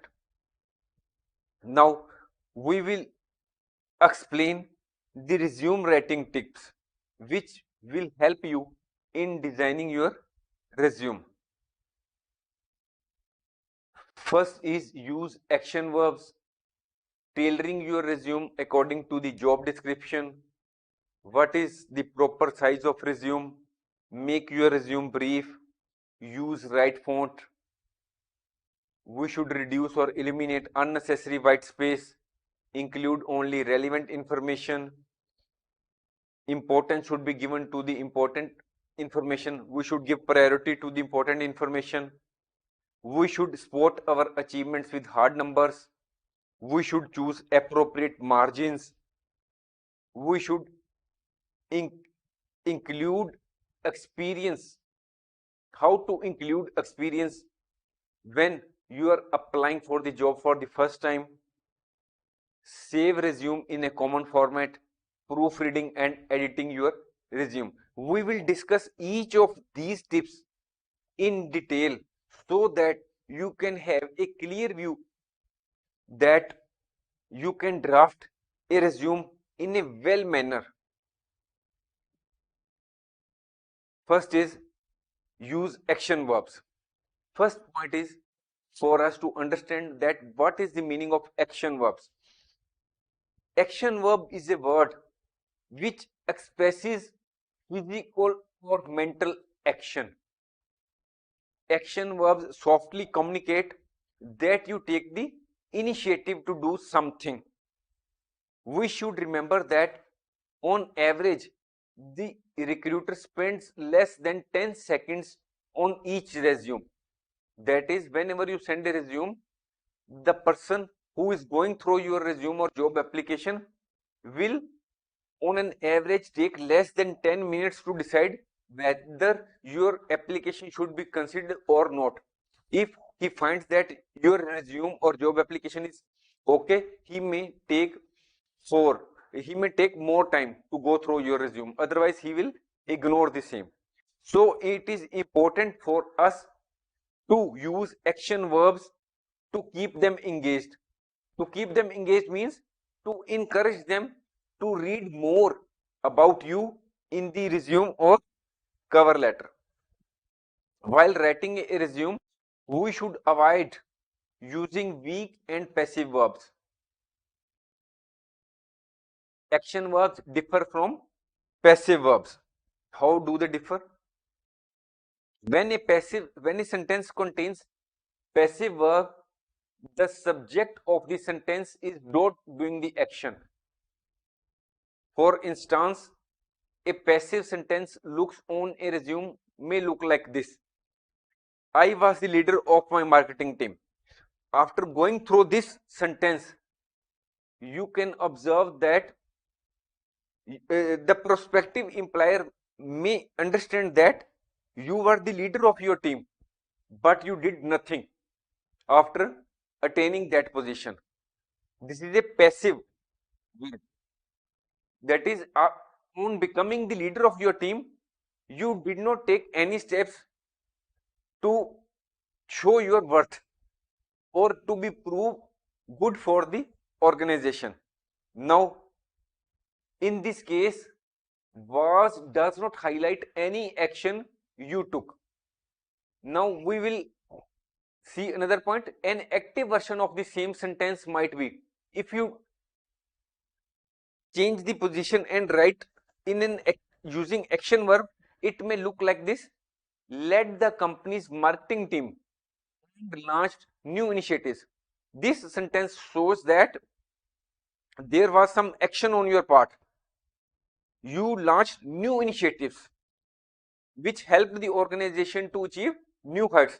That is, there is something which is in the interest of the organization. You can be worth of being engaged by the company. There is action verb. Action verb has been used in this sentence. Next point, which makes the resume proper, is tailor your resume to the job description. That is, if there is an ad, you should carefully go through the same and understand what the job employer is seeking in the particular employee which he will engage. It means customizing your resume to match the requirements of a specific job you are applying for. Suppose there is a job advertisement before you. You should study the job description for the keywords that show what the employer is looking for in an ideal candidate. Make sure to highlight how you match the job requirements. We will give an example of the same. Include the keywords from the job description in your resume and use language that matches with the language used in the job description. Now, suppose the job description given in the ad says you must display active listening skills. Suppose you have been hired, you are going to be hired by a shopkeeper as a salesperson on his shop. He may write such type line in his advertisement: you must display active listening skills. That is, whatever the customer is saying, you must listen to the customer very patiently, as customer is the king. Then in that case, you should add a bullet in your resume that relates to active listening.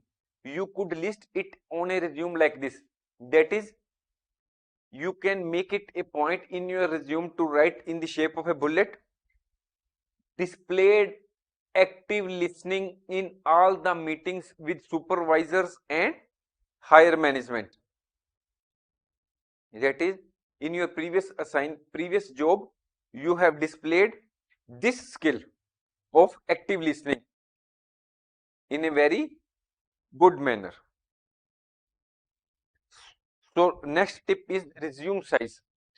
Normally, your resume should not exceed the length of a page. That is, normally you should try that the size of your resume is only in completes in single page. However, if your work experience is very high or you have a lot of skills, your qualification is much higher, then the case differs. You may take up to 2 pages to write your resume. Most employers do not have time to finish every single resume, so they won't read your resume if it is too long.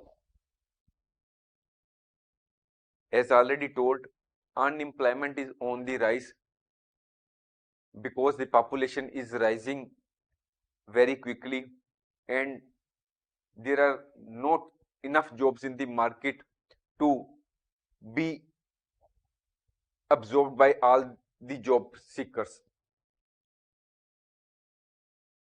So when there are a lot of job seekers in the market and they apply, you might have seen that for a single post, many a time thousands of applications come. So it becomes very difficult for the prospective employer to go through each resume. So if you have written your resume in a very lengthy manner consisting of many pages, he will simply throw it away because he will not have enough time to go through your lengthy resume. So make your resume, if possible, to fit in a single page. Then another tip is make it brief. As already told, due to a large number of applications a prospective employer may receive, and as well as the shortage of time which every prospective employer may have, so we should try our level best that each section of the resume should be short and to the point. Include only the most relevant information. Next tip is use the right font. What the right font means? Go through these 5 lines. In these first 3, you will observe that they are not easily readable, or they are somewhat decorative fonts. But these 2 fonts, Arial as well as Times New Roman, are easily readable. So we should avoid the overly decorative fonts and use those fonts which are easily readable, and examples are Arial and Times New Roman. Next, reduce or eliminate unnecessary white space. It may be possible that you are leaving enough space, or the space which you are leaving is more than required. So the attention of the prospective employer will be very much attracted towards the unnecessary white space which you may have left between the 2 lines or the different lines in your resume. So we should try to reduce or eliminate any unnecessary white space. Too much blank space might make your resume seem poor. By reducing extra white space, you make it easier for the resume reader to focus only on the content of your resume instead of white space. If there is white space more, if the white space is on the higher side, then you can increase the size of your font to 12 points. 7th tip is include only relevant information.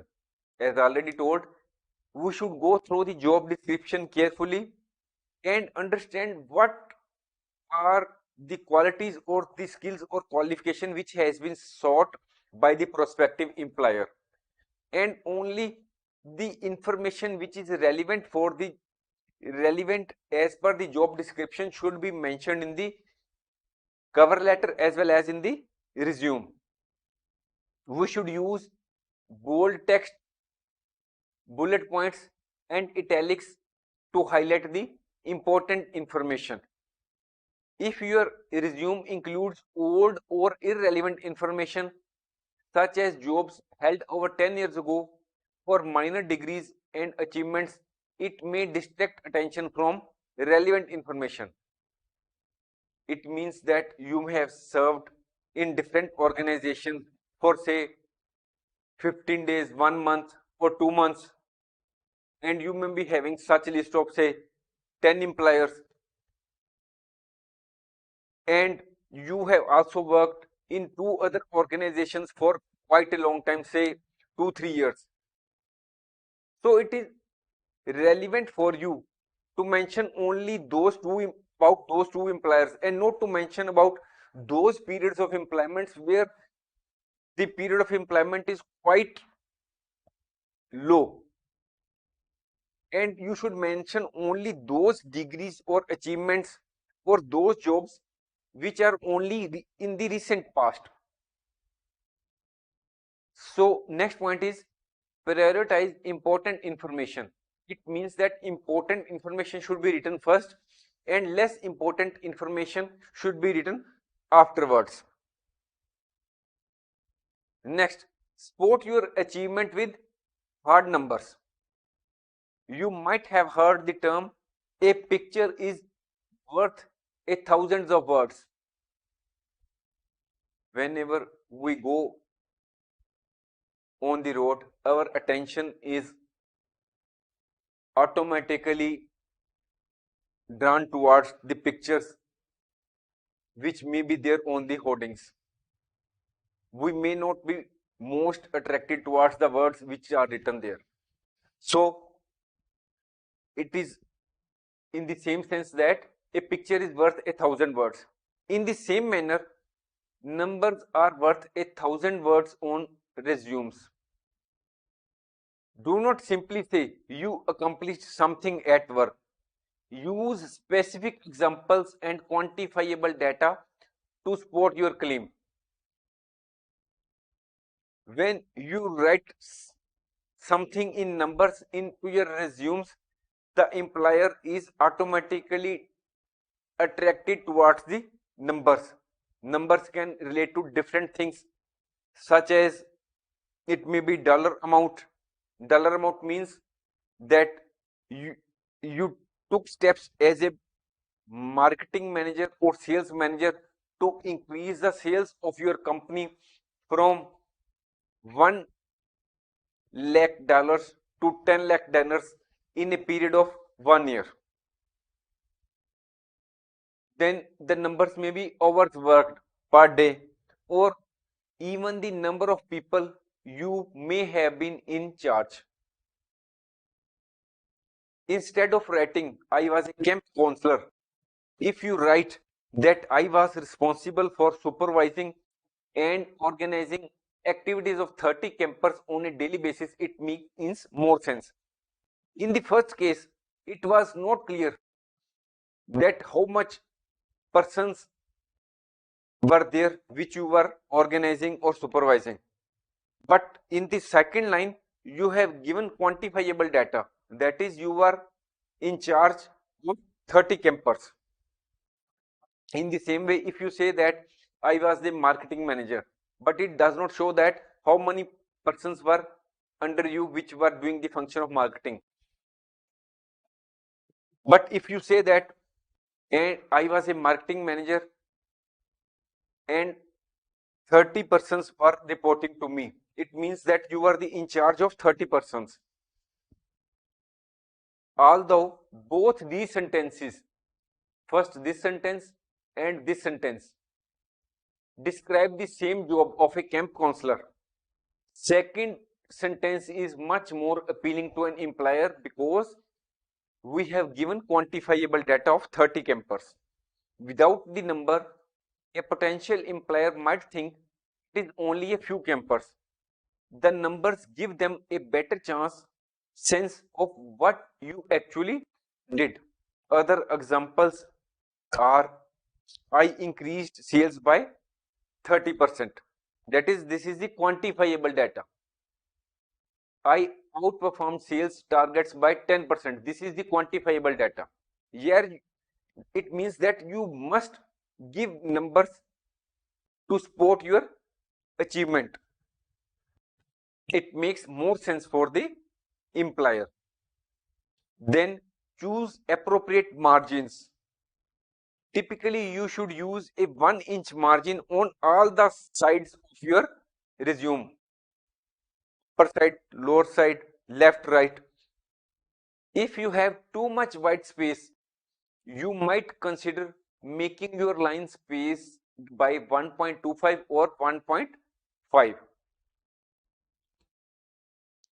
11th, experience to include on a resume for your first job. It means that when you are applying for the job for the first time, that is, you have passed with a degree from a university only 1 month ago and you are applying for a job for the first time, you do not have work experience. In that case, what to write against the work experience?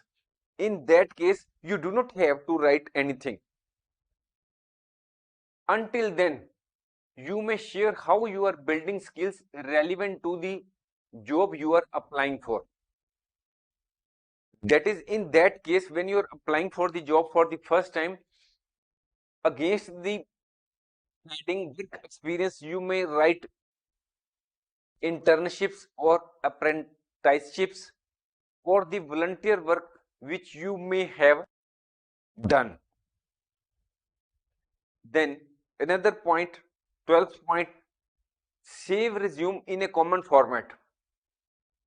Sometime we may save the format in such a form on our computer that it may not easily open on the computer or mobile or of the potential employer. So we should use it in a format which is commonly used by all of us. So we should save our resume in a format like Microsoft Word document or PDF so that it can be easily opened and read by the hiring manager. It may be possible that you are not sending your job application or resume by post. You are sending your resume by email by way of attachment. So that attachment should have your resume as well as cover letter in the shape of Microsoft Word document or PDF file. Now another 13th useful tip for writing your resume is proofreading and editing your resume. So far we have discussed 12 tips to write a resume. Now this is the 13th, proofreading and editing your resume. You have only one chance to make a first impression. It means that whenever a job is advertised, you apply for the same. If your resume has some mistakes, or it is not in the proper format, or it is not legible, or some other errors, then you may not get the chance to be called for the interview. So your resume is the first impression of the prospective employer. So after writing your resume, do not forget the final step, and the final step is careful proofreading. Before sending your resume, you should undergo several rounds of proofreading to ensure that there are no spelling or grammar errors. If there are spelling or grammar errors, then the word used by you may give the impression to the prospective employer that you do not know the language in which the resume is written, you are very poor in communication skills, or the word used by you may mean some other thing to the prospective employer. These types of errors, whether these are spelling errors or grammar errors, they reduce your chances of getting the job. While there are several proofreading programs and tools you can use, it is also helpful to ask your trusted friend or colleague to review the resume as an employer so that you can improve or correct the resume as per the advices of your colleague or friend. Now some of the resume proofreading tips include: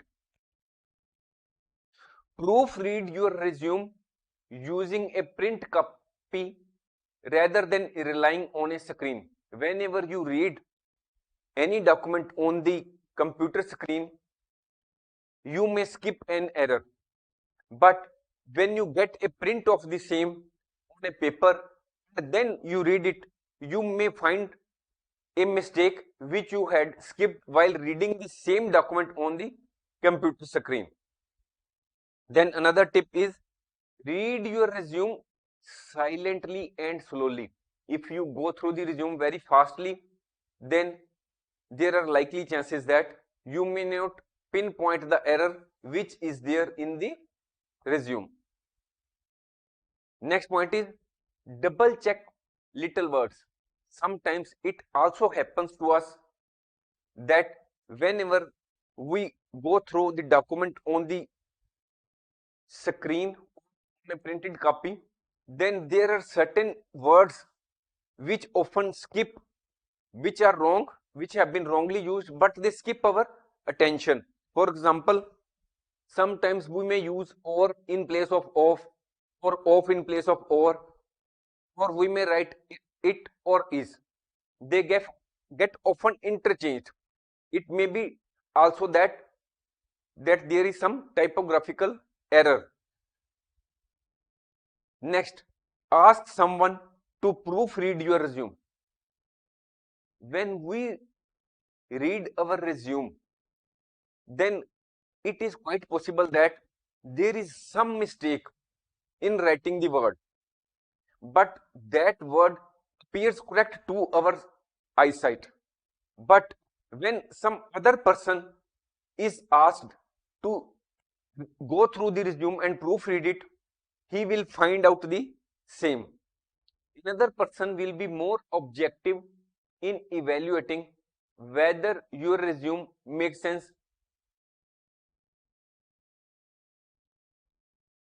Next, scrutinize for homophones. What is the meaning of homophones? Homophones means those words that sound the same but are spelled differently and have different meanings. For example, there is a word accept. These two words have different meanings. But if we use this accept in place of this, it means different thing. This is the role, your role in the organization. This is the roll number. So these two words also have different meanings. So when we are writing the words, we should be very careful, as using the wrong word drastically affect the sense of a sentence, but also these types of mistakes affect your reputation as well, because using the wrong word will give wrong impression on the prospective employer, as well as it will change the meaning of the sentence in its entirety. Next point, print in a different font. Print out your resume in a different font. If you are accustomed to Calibri, it means that Calibri is a font. If you usually print your documents in Calibri font, try a serif font. It means serif and another font like Times New Roman while proofreading. While if you change the font, it is maybe possible that you may pinpoint the error which you were not in a position to find when you are using your usual font. Even this slight change can help you catch errors that were once invisible. Now, a very important question before us, and the question is, how much time do recruiters spend on reading CVs? This question is very important because some job seekers do not invest time to draft a proper resume which is legible, after using proper format, after using proper format, proper font, proper language, and use of cover letter, etc. So this is a very difficult question to answer. How much time do recruiters spend on reading CVs? However, it has been found that recruiters do not spend much time reviewing CVs. We have already discussed in our earlier course that there are many factors which affect the time spent by the prospective employer on reading CVs, for example, volume of the applications received by the prospective employer, or senior position or lower position, for which post or job the applications have been sought.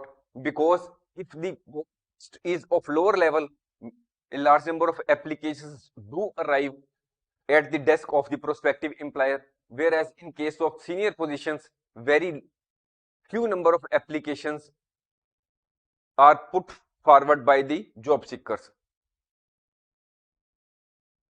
It has been found that the majority of the candidates applying for jobs do not meet the minimum criteria as asked for by the employer.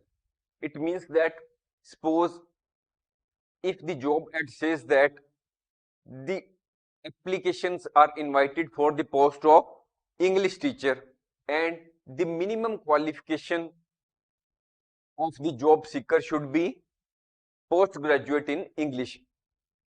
It has been found that most of the job seekers may be not having the minimum qualification of post graduation. They may be having less qualification than that prescribed, that is post graduation. Even then they apply for the same. So due to this reason, the number of applications though increase, but they do not meet the criteria set by the prospective employer. So as most of the applications sent by the job seekers do not meet the minimum criteria laid down by the prospective employer, so the average time spent on a CV goes down. How it goes down? Suppose there are 5 resumes before you, and you have set the condition that a person should be MBA. When you open the resume, first of all, you will find out whether that person who has applied for the job is having the qualification of MBA. If it does not have, you will throw out application. That is, in a few seconds, you will throw the application and will not go into the further details what has been written in the resume. If all the applications were from suitable candidates, suppose if all the candidates are MBA which have applied for the particular job, then the job seeker will not be in a position to throw away the application. He will have to go through all the other details which have been mentioned by the job seeker in his resume, find out which person is most suitable for the job. So the average time spent on reading a CV would increase. Now we come to the main question which we had asked: how much time do recruiters spend? Answer is, as per a research, recruiters spend 6 to 8 seconds glancing at a resumes oblique CV. But there are times when they spend greater or less time reviewing a CV. It may only take a few seconds to rule a candidate out, because if he does not fulfill the minimum criteria, then the application is likely to be summarily rejected. If you apply for a suitable jobs with a well presented CV, you will receive much more attention than the industry average. Industry average means you will receive more attention from the prospective employer, and the minimum criteria which has been found as 6 to 8 seconds. It means that your resume will get the time more than 8 seconds, which is the industry average. Now we will conclude this course. Invest time to create a high quality resume. Be honest and truthful in your resume. We should not be truthful and honest in resume only. We should be honest and truthful in all our deeds. Include relevant information. Next, tailor your resume to the job. Next point, keep your resume brief and to the point, as the employers do not have enough time to go through your lengthy resume. Avoid slang or casual language. Use formal language. If you like our video, please like, share and subscribe our channel. Thank you.